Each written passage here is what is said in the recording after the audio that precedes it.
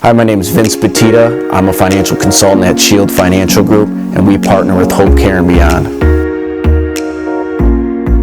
So one of the simplest ways to give to a charity is just an outright gift, okay? Whether that's money, stocks, bonds, or maybe property. Another way of donating to a charity would be through life insurance. And there's two, scenarios I kind of want to go over here. But first, let's just kind of talk about life insurance in general. So the first is term life insurance, and the second is permanent. All right, so term might, that lasts a period of time, 20, 30 years, whatever you bought that term policy for. The other is permanent, which when you pass away goes to any age. That's really the one we're talking about when we're donating to a charity, is permanent life insurance. Now it can be either, right? But when we're planning for it, we're more talking about permanent policies, whether it's whole life, universal life, whatever it might be. And I won't get into the details about that today. But let's talk about whether you own a policy or the charity owns the policy. So if you own the policy, and let's say in this scenario you have a $500,000 death benefit, all right, so let's say you already own this policy. You bought this 10 years ago. You have a permanent policy. You say, hey, I'm feeling I really should give this to a charity now. My kids don't need it, whatever it might be, whatever the scenario.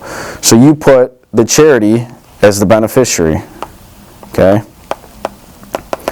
And when you pass away, they'll get the death benefit of $500,000, okay? The other way is if the charity owns the policy. All right, you're still the insured individual, all right, but the charity owns it. And let's say it's still $500,000, okay?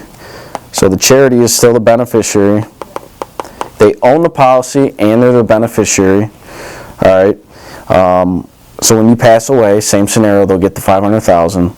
The difference here is you'll have an income tax deduction. How do you get that? Well, if you pay the premiums on the policy, you're donating to that charity.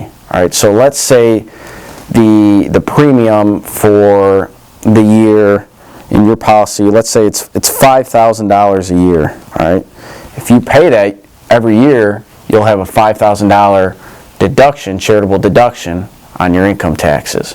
So it's just depending on who owns it, and it depends on your individual situation how we would go about it. But just want to make you aware of kind of the differences there if you were to own it or the charity does. Another good way to donate to a charity would be a donor advised fund. So what a donor advised fund is, you can donate a lot of different things into a donor advised fund. So it could be cash, real estate, stocks, maybe a business. Okay, so all of these could go into the donor advised fund.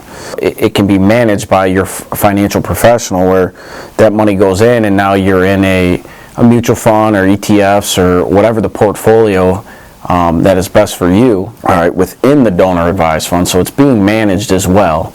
From there, what's cool about this is you can make grants to really any charity you want. So let's say you put $1 million into here, all right, you'll immediately get a tax write-off, okay, from the $1 million you put in there. So let's say your business, you sold it for $1 million, all right, there's a lot of taxes you'd have to pay there. If you put this in the donor advised fund, now one of the key characteristics is it's irrevocable. So once it goes in, it can't come out, at least for your own use. It's got to go to a qualified charity. So what you do is you make grants. This might go to your church, the next might go to some charity you support, and then so on. The comparison sometimes used is it's kind of like similar to a foundation in the fact that you can go and you can write checks to different charities on a given year. Wherever you feel called that you should be giving that money, you can do that. A lot of people think this is just aimed at the wealthy, but I think this is great for anybody. Potential tax write-off, income tax write-off. There's so much